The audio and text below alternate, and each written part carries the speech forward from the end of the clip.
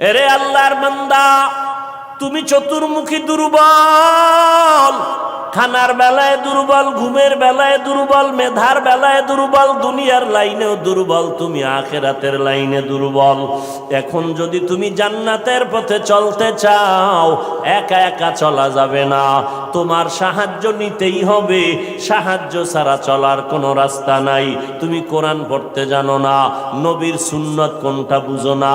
এখন যারা সুন্নত জানে, কোরআন জানে, তাদের কাছে যেতেই হবে। ওলামায়ে আহলে হকের পরামর্শ ছাড়া চলার উপায় নাই। সাহায্য ছাড়া চলা যাবে না। সাহায্য তুমি কার থেকে নিবারে বাবা? এমন একজন থেকে সাহায্য নাও যার মধ্যে কোনো অভাব নাই, যার পেছনে কোনো স্বার্থ নাই। দুনিয়াতে নজর করে দেখলাম স্বার্থ ছাড়া কোনো মানুষ দুনিয়াতে নাই। আছে? অভাব ছাড়া কোনো মানুষ নাই। বরং টাকা যার যত বেশি, তার অভাব তত বড়। যারা যত বড় লোক, তারা অভাব তত বড়। অভাব গরিবের 100 টাকায় সমাধান হয়, বড় লোকের 1,00,000 টাকায় অভাব সমাধান হয় না। এই স্বার্থ ছাড়া, অভাব ছাড়া একজন পাইবা, তিনি আর কেউ নয়, আমার আল্লাহ। ইয়া আইয়ুহান নাস আনতুমুল ফুকারাউ ইলাল্লাহ ওয়াল্লাহু হুয়াল গনিয়্যুল হামিদ।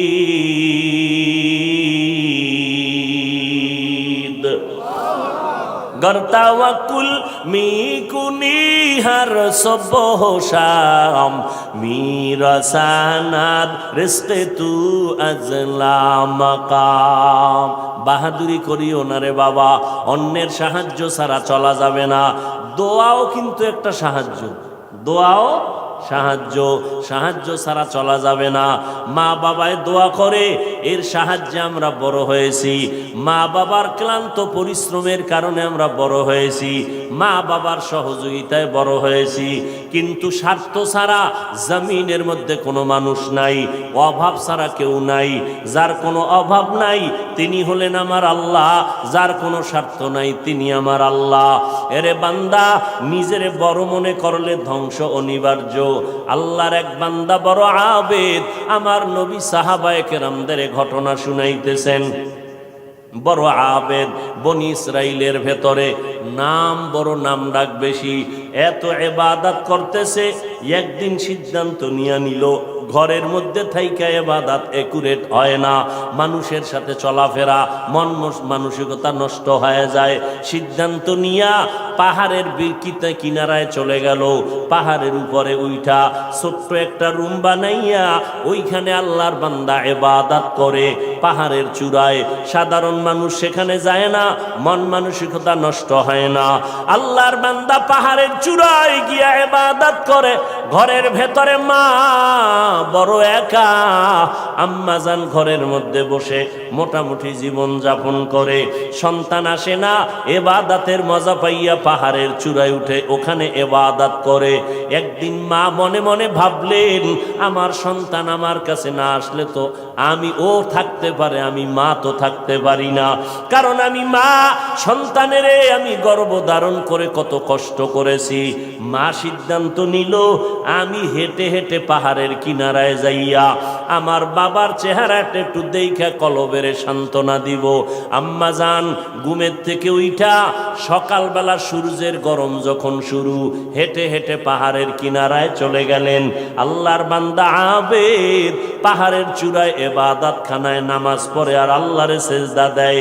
আম্মা জান পাহাড়ের কিনারায় যাইয়া সূর্যের আলোতে উপরে তাকাইতে কষ্ট হয়, হাতটাকে কপালের সামনে নিয়ে ছায়া দিয়া উপরে হালকাভাবে তাকাইয়া এরপরে ডাক দিলেন, এই সন্তান, আমি তোর মা পাহাড়ের কিনারায় আসছি, একটু দেখা দাও।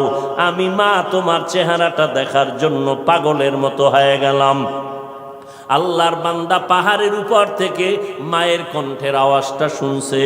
এমন সময় ডাক দিছে মা, যেই সময় আল্লাহর বান্দা নামাজে দাঁড়ানো। চিন্তায় পড়ে গেল, এখন কি মায়ের ডাকে সাড়া দিব নাকি আমার মাওলার সাথে আমি কথা বলবো।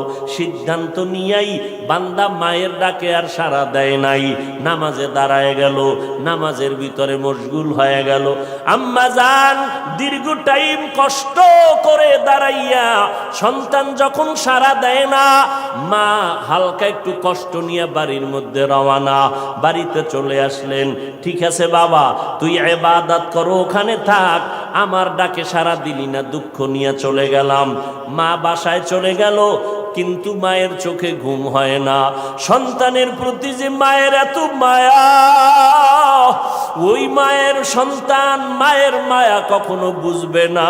যদি সন্তানগুলো মায়ের কষ্ট বুঝতো, জীবনে কোনো সন্তান মায়ের কষ্ট দিতে পারত না, মায়ের চোখের পানি ফালতে পারত না। মা রাতের বেলা ঘুমাইতে পারে না, কষ্ট বুকের চাপা দিয়া। আবার পরের দিন মা বলে না, আজকে আবার একটু যায় বাবারে ডাক দেই, দেখিনি একটু চেহারাটা দেখতে পারি, কলিজাটা ঠান্ডা করতে পারি। আবার আম্মা যান দ্বিতীয় দিন চলে গেলেন সূর্যের গরমে, পাহাড়ের কিনারায় যাইয়া হাতটারে কপালের কাছে নিয়ে আবার ডাক দিছে, ও সন্তান তোমার মা ডাকতেছে, আসো একটু পাহাড় থেকে আইসা মায়ের কাছে দেখা দিয়া যাও, কলিজা ঠান্ডা করো। সন্তান এখনো নামাজে দাঁড়ানো, এবারও চিন্তা করলো আমি মায়ের ডাকে সাড়া দিব নাকি আমি নামাজের মধ্যেই থাকব। সিদ্ধান্ত আগের মতোই অটল, নামাজ আমি ছাড়ব না, মায়ের ডাকে কোনো সাড়াও দিব না। মা দ্বিতীয় দিনের মতো কষ্ট পাইয়া বিদায় নিয়ে বাসায় চলে গেলে, কিন্তু মা মনেরে বুঝাইতে পারে না সন্তানের কষ্ট কখন মন থেকে যায় না। এরে আল্লাহর বান্দা, স্বামী আর স্ত্রী এক জায়গায় ঘুমায়, হঠাৎ একদিন তাকায় দেখে স্ত্রী বালিশে মাথা লাগাইয়া গুনগুন গুনগুন করে কান্না করে। আব্বা জান জিজ্ঞাসা করে, বিবি কাঁদো কেন? কয় তোমার ঘুম তুমি ঘুমাও, আমি মনের দুঃখে কাঁদি। বলে কি দুঃখ? তোমার জানার দরকার নাই। মা চায় বাবায় জানো, না জানে তো বাবাও দুঃখ পাবে। স্বামী বেচারা কয় না, বলো তুমি কেন কাঁদো? আমার মনে বড় কষ্ট লাগতেছে। কেন কাঁদো বলো? মা চোখের পানি ছেড়ে কয়, স্বামী আমার সন্তানের জন্য আমি জীবনটা বিলায় দিলাম। আজকে 7টা দিন হয়ে গেছে সন্তান আমারে মা বলিয়া ডাক দেয় না। আমি পাগলের মতো হয়ে গেছি। বলে কেন ডাকে না? বলে সন্তান একটা অন্যায় করতেছিল, আমি একটু ধমক দিছি, সন্তান রাগ করে আর আমার সাথে কথা বলে না। ঘরে আইসা প্লেটটা নিয়ে খানা খাইয়া পেছনের দরজা দিয়ে চলে যায়, আমার দিকে তাকায় না। এবার বাবায় বলে, বিবি তুমি আরামে ঘুমাও, সন্তানের চিন্তায় ঘুম নষ্ট করিও না। আজকে না কালকে সন্তান বুঝতে পারলে তোমার কাছে আইসা মাপ চাবে।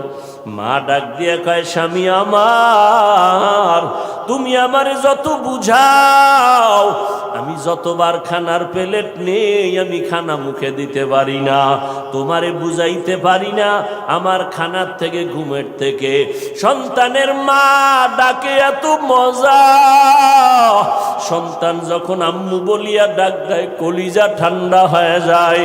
ও সন্তানেরা, ওই মা বাবা যারা কবরে রাইখা আজকে বাহাদুরি করো রে বাবা, ওই আল্লাহর বান্দি দ্বিতীয় দিনও কষ্ট পাইয়া বিদায়, কিন্তু রাতের ঘুম নাই, মনের মধ্যে বড় কষ্ট।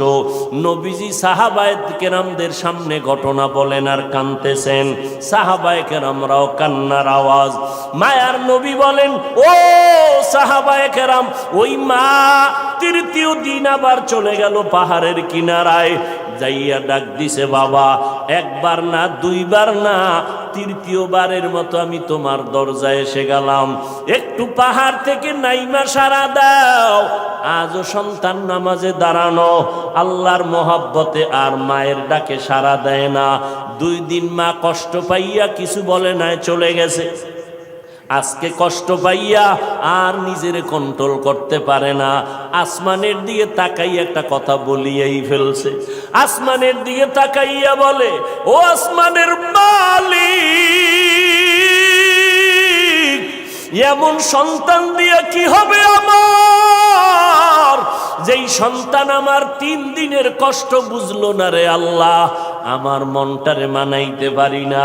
ওর তো একদিন মরণ হবে, তবে আমার একটা দাবি, ওরে তুমি জেনাকারিনী মহিলার চেহারা না দেখাইয়া মরণ দিবা না। কঠিন এক কথা আসমানে লাগায় দিলেন, আসমানে কবুল হয়ে গেছে। মা বাবার দোয়া, বরদোয়ার মাঝখানে কোনো পর্দা থাকে না, আর সে আজিমে ডাইরেক্ট চলে যায়। এই যুবক, জিরি মাদ্রাসায় বলে আসছি, আল্লাহর কসম করে বলে গেলাম, কুতুবদিয়ার মুসলমান, কসমের কথা বিশ্বাস না করলে তোমার ঈমান দুর্বল। আল্লাহর কসম, ওয়াল্লাহি বিল্লাহি তাল্লাহি, 3 বার কসম করে বলে গেলাম। বিশেষ করে যুবকদেরকে বলছি, মরার আগে যদি পঙ্গু হইয়া বিছানায় কষ্ট পাইয়া মরতে চাও, তাহলে মার সাথে বাবার সাথে বেয়াদবি কর, শিক্ষকের সাথে বেয়াদবি কর, মুরব্বীদের সাথে বেয়াদবি কর। আল্লাহর কসম, মরার আগে তুই পঙ্গু না হইয়া মরবি না, লিখে রাখ। আমার কথাটাকে যদি অবিশ্বাস করো, তোমার ঈমান চলে যাবে, কারণ আমি 3 বার কসম খেয়ে বলে গেছি। এখন তুমি পণ্ডিতেরা প্রশ্ন করবা, হাফিজ সাহেব তুমি মনের রাগে বললা না, তুমি দলিল নাও। ক্বালান নবিয়্যু সাল্লাল্লাহু আলাইহি ওয়া আলিহি ওয়া সাল্লাম, ইসনানি ওয়াজ্জিলুহুম আল্লাহু ফিদ দুনিয়া আল বাগয়ু ওয়া উকুকুল ওয়ালিদাইন, আও কামা ক্বালান নবিয়্যু আলাইহি সালাতু ওয়াস সালাম। আল্লাহর নবী বলেন, 2টা অন্যায় দুনিয়াতে এমন আছে, যেই 2টা অপরাধ করলে মরার আগে জমিনে শাস্তি হবে। কয়টা অন্যায়? কি আপনাদের খারাপ লাগতেছে? মোনাজাত দিয়ে দিব? আমার তো কষ্ট, অনেক কষ্ট, মাইকটাও সুন্দর না, তারপর আপনাদের মহব্বতে কথা বলতেছি গলা ফাটাইয়া, কি করার। তারপর আপনারা বসলে একটু আমি কথা ফিনিশিং দিয়ে আসতেছি, আর একটু সামনে আগাবো। আল্লাহ সবাইকে কবুল করেন। মদিনার নবী বলেন, 2টা অপরাধ আছে, যদি দুনিয়াতে করো মরার আগে শাস্তি হবে, মরার পরে নয়। 1 নাম্বার অপরাধের নাম জুলুম, 2য় অপরাধের নাম হলো মা বাবার সাথে বেয়াদবি। যারা মা বাবার সাথে বেয়াদবি করবে, নবী বলেন তাদের শাস্তি হবে মরার আগে দুনিয়ার জমিনে। যারা জুলুম করবে, ওস্তাদের ইজ্জতের উপর আঘাত করবে, ভাইয়ের উপরে জুলুম করবে, বোনের উপরে জুলুম করবে, প্রতিবেশীর উপরে জুলুম করবে, গরিবের উপরে জুলুম করবে, এই জালেমের বিচার আমার আল্লাহ মরার আগেই করে নিবেন। ও আল্লাহর বান্দারা, মা যখন কথাটা বলেই ফেললেন, আসমানে কবুল হয়ে গেল। কি বরদোয়া করলেন? মা গেছেন, ভুলে গেছেন? জেনাকারিনী মহিলার চেহারা না দেখাইয়া মারবা না। মা কিন্তু কঠিন কয় নাই, যদি কইতো জেনা না করাইয়া মারবা না, তা আরো কঠিন হয়ে যাইত।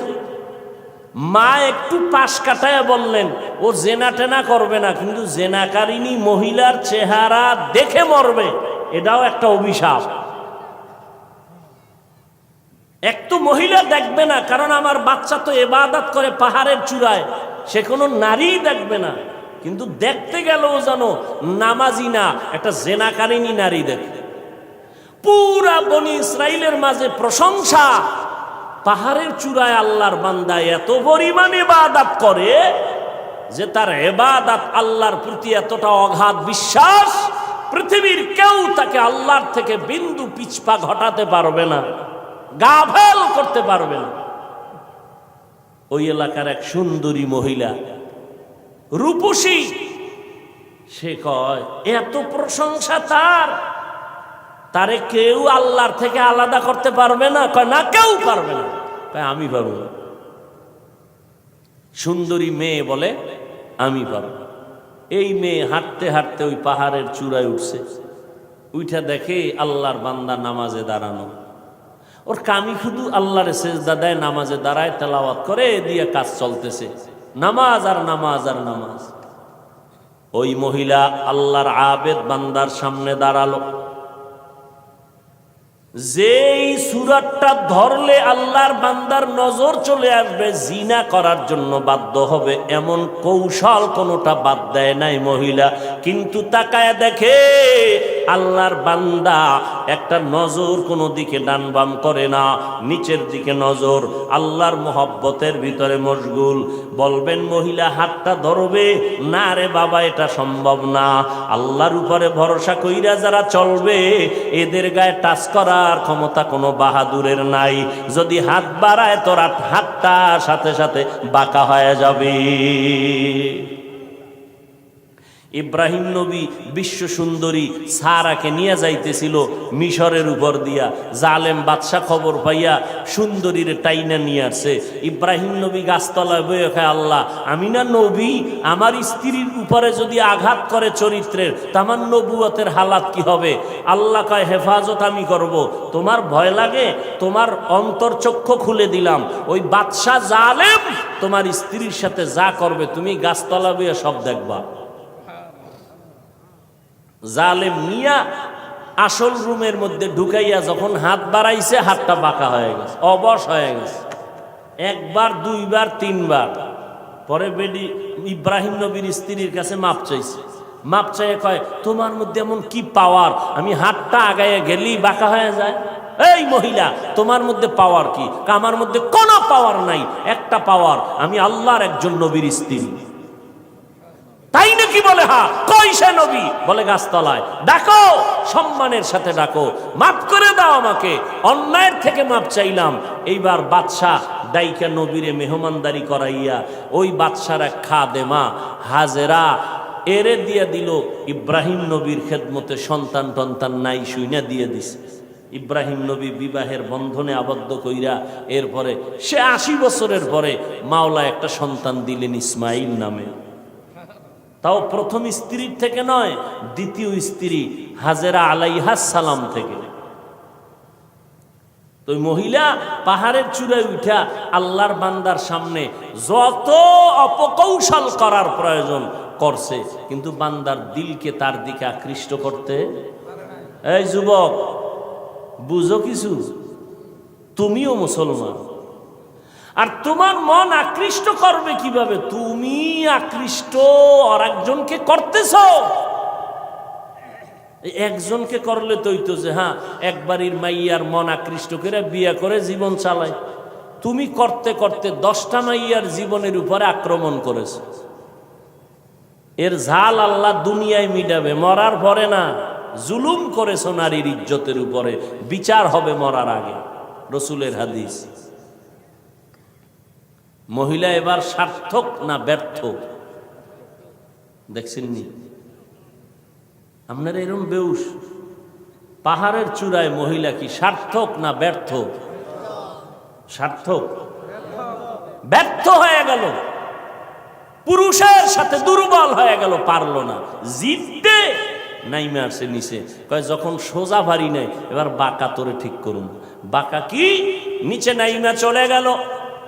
ওই পাহাড়ের পাশে একটা বিশাল খোলা ময়দান, ময়দানের ভিতরে একটা রাখাল বকরি চড়ায়। ওই রাখালকে ধরলো, রাখালের সামনে যাইয়া অপকৌশল করে রাখালের সাথে জিনা করেছে এই নারী। একটা ছেলে সন্তান হয়ে গেল।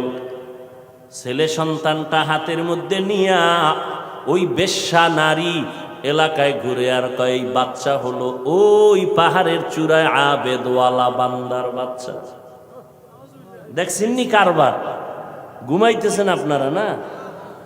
হ্যাঁ, যে ওয়াজ চলে এত পুরানো ওয়াজ আপনারা সবাই জানেন, ঘুমাইলেই হয়। বাচ্চা কার জানেননি? কার কার? আর মহিলা প্রচার করে কার? আল্লাহ জানেনি। মায়ের বরদোয়া একদিক, ওদিকেও আল্লাহর কাছে কাঁদতেছে। দুই দ্বিমুখী সংঘর্ষ চলতেছে। একদিকে মা কইছে জেনাকারিনী মহিলার চেহারা দেখাও, ওদিকেও আল্লাহরে ডাকতেছে যেন ইজ্জত নষ্ট না হয়। মহিলা যখন এই বাচ্চা নিয়ে মানুষের কাছে কান্দে আর কয় বাচ্চা ওই তোমগো আবেদের, তোমরা যার এত গুণগান গাইছো ওই বাচ্চা, জিনার বাচ্চা, অবৈধ বাচ্চা। মানুষ সব শুই না, যারে এত কলিজা দিয়া ভালোবাসি তার অবস্থা এই, লাঠি টাঠি নিয়া এবার পাহাড়ে উঠা, আরে ফিডা খানকা টানকা সব ভেঙ্গে যখন আল্লাহর বান্দার উপরে আঘাত শুরু করেছে, বান্দা বলে তোরা আমার গায়ে হাত দাও কেন? বলে এই খবর, তাই নাকি? বলে হ্যাঁ, আল্লাহর জাতের কসম আমার দ্বারা এমন কোনো অপরাধ হয় নাই। কে বলেছে? আমগো এলাকার সেই রূপসী নারী, তাকে ডাকো। এবার জেনাকারিনী মহিলাকে ডাকা হলো। জেনাকারিনী মহিলাকে ডাকার পর আল্লাহর বান্দা আবেদের সামনে জেনাকারিনী মহিলা দাঁড়ানো। মা কইছে আল্লাহ আমার সন্তানের জেনাকারিনীর চেহারা না দেখাইয়া মরণ দিও না। এই ঘটনা শুনে জেনাকারিনী মহিলা বাচ্চা নিয়ে হাজির। আল্লাহর বান্দা সিজদায় পড়ে কান্না করে কয় আল্লাহ তুমি আমারে মাফ করিয়া দাও, উম্মতের সামনে তুমি সত্যটারে জাহের করে দাও, সত্যটারে তুমি প্রকাশ করে দাও, ইজ্জতের হেফাজত করো। নামাজ পড়ে কান্নাকাটি করে দোয়া করে এইবার মহিলার সামনে দাঁড়াইল। মায়ের বরদোয়াটা এইবার কবুল হয়ে গেল। এইবার মহিলারে কয় তুই নাকি আমার বিরুদ্ধে বলেছ? কয় হ্যাঁ। কি বলছো? কয় বাচ্চা তোমার। কয় নাউযুবিল্লাহ, বাচ্চা আমার? বলে হ্যাঁ। দে বাচ্চা আমার কোলে দে। আল্লাহর বান্দা বাচ্চাটা কোলের মধ্যে নিয়া এরপর বাচ্চারে একটু হাত স্পর্শ করে এই বাচ্চা তুই বল। বাচ্চা তো দুধের মাত্র বাচ্চা, কথা বলতে পারে না, বল তোর বাপকে। মুহূর্তের মধ্যে বাচ্চার জবান খুলে গেল। বাচ্চা বলে আমার বাপ হলো রাখাল। আমার বাপকে? মায়ের কোলে দুধের বাচ্চা কথা বলেছেন যেমন মারিয়াম আলাইহিস সালামের সন্তান ঈসা আলাইহিস সালাম। মায়ের কোলে দুধের বাচ্চা ঈসা নবী কথা বলেছেন শিশু অবস্থায়। ইউসুফ নবীরে যখন জুলাইখা আটকাইয়া দিছিল, স্বামীর সামনে জুলাইখার স্বামীর সামনে ইউসুফ দাঁড়ানো। যখনই এগুলো সব স্পষ্ট হলো, ইউসুফ নবী বলল আমার কোনো দোষ নেই, জুলাইখার দোষ, সাক্ষী দাও। ইউসুফ নবীর সামনে তখন এক মহিলা দুধের বাচ্চা নিয়ে দাঁড়ানো। ইউসুফ নবী বললেন আমি সত্যবাদী না জুলাইখা সত্যবাদী? দুধের বাচ্চা সাক্ষী দিবে। বাচ্চা কয় বাচ্চা কথা বলতে পারেনি। কয় প্রশ্ন করার দায়িত্ব তোমার, জবাব দেওয়ার দায়িত্ব এই বাচ্চা। যখন জিজ্ঞাসা বাচ্চা কথা বলে দিছে, কোরআন শরীফের আয়াত। বাচ্চা ইউসুফ নবীকে নির্দোষ প্রমাণের জন্য একটা স্কেল দিয়ে দিছে। এরে কুতুবদিয়ার মুসলমান, আমার মাওলার কুদরত বড় কঠিন। মায়ের বরদোয়াটাও আল্লাহ কাজে লাগাইলেন, জেনাকারী নারীর চেহারা পর্যন্ত দেখায় দিলেন। আবার বাচ্চার মাধ্যমে আল্লাহর বান্দার ইজ্জতের হেফাজত করলেন। সত্যের উপরে যদি চলো রে বাবা, মা বাবার দোয়া নিয়ে যদি আগাইতে পারো, দুনিয়ার কোনো ভয় নাই। হালাল খাইয়া চলবা, আল্লাহ বিজয়ের মালা গলায় পরায় দিবেন। কয়দিন আর দুনিয়ায় বাহাদুরি করবারে বাবা, আল্লাহ যদি সমুদ্রে একটু হুকুম করে একটু গরম হয়ে যা, রাতের ঘুমের মধ্যে 1 মিনিট লাগবে না। কুতুবদিয়ারে ধ্বংস করার জন্য 1 মিনিটও লাগবে না। আল্লাহ কয় বান্দা আমার স্মরণ কর, আমি আল্লাহর কাছে সাহায্য চাও। সাহায্য কেমনে চাইবা? ধৈর্য আর নামাজের মাধ্যমে সাহায্য প্রার্থনা করো। আজকে আমাদের ভেতরে ধৈর্যের বড় অভাব, নামাজের বড় অভাব। ও যুবকেরা, ও পর্দার আড়ালের আম্মা জানেরা, আজকে নামাজের এত বয়ান, এক বেলার নামাজ ছেড়ে দেওয়ার কোনো সুযোগ নাই। ও যুবক, এক বেলার নামাজ ছাড়ার কোনো কায়দা নাই, অথচ তুমি নামাজ পড়ো না রে বাবা। আজকে আমি তোমাকে কিন্তু এই কথা বলি নাই আমগো মতো হুজুর হইয়া যাও, পাঁচকল্লি মাথায় দাও একবারও বলি নাই, কওমি মাদ্রাসায় পড়ো তাও বলি নাই, স্কুলের লেখাপড়া বন্ধ করো তাও বলি নাই। বরং বাবা তুমি চাকরি করো, ব্যবসা করো, স্কুল কলেজে পড়ো, কোনো বাধা নাই। ওখানে থাইকা আল্লাহর হুকুম নবীর তরিকা মতো নামাজ পড়ো। মা বাবার দোয়া নিয়ে সামনে আগাও, ওলামায়ে কেরামের পরামর্শ নিয়ে চলো, নবীর সুন্নতের মালা গলায় লাগাও। খবরদার, কপাল পোড়া যদি হইয়াই থাকো তাহলে কিন্তু তোমার কপাল দুনিয়াতেও শেষ, আখিরাতেও শেষ। কিছু কপাল পোড়া এমন আছে বুঝাইলে উল্টা আমারে বুঝানোর চেষ্টা করে। যদি কই ভাইজান টুপি কেন পরো না, ও তো বলা দরকার ভাই হুজুর টুপি মাথায় দেওয়া দরকার, নবীর সুন্নত, এটা তো কোনো পিসাবের সুন্নত না, নবীর তরিকা। হুজুর আমি পারি না, দোয়া করবেন, চেষ্টা করব। কিন্তু কিছু নেমক হারাম বেপরোয়া আল্লাহর বান্দা, এদের জবাবটা এমন অহংকারী জবাব। কয় হুজুর টুপি মাথায় না দিলে অসুবিধা কি? টুপির মধ্যেই কি ইসলাম? দাড়ির মধ্যেই কি ইসলাম? পোশাকের মধ্যেই কি ইসলাম? এই রকম বেপরোয়া আল্লাহর বান্দা নবীর দুশ্মন আছে না নাই? টুপির মধ্যে ইসলাম নাই, দাড়ির মধ্যে নাই, পোশাকে নাই, পর্দায় নাই, হালালে নাই, তো ইসলাম কই? সমুদ্রের তলদেশে? বিনয়ী হয়ে যাও রে বাবা, নিজেরে ছোট বানাইয়া চলো। কোন আলেম যদি বলে বাবা নামাজ কেন পড়ো না, তোমার জবাব থাকবে হুজুর নামাজ অবশ্যই পড়া দরকার, আমি চেষ্টা করি পারি না, একটু দোয়া কইরা দেন সামনের থেকে যেন নামাজ ধইরা ফালাইতে পারি। বিনয়ের সাথে দোয়া চাওয়ার চেষ্টা করো, অপরদিকে মা বাবার দোয়া নিয়ে আগাও। ও যুবক ভাই, আমি তোমারও সামনে উদাহরণ পেশ করি, সব জায়গায় বলি তোমার মতো যুবক পাঁচ বেলার নামাজ পড়ে, এই জমিনের মধ্যে স্কুল কলেজে পড়িয়াও নামাজ পড়ে আছে না নাই?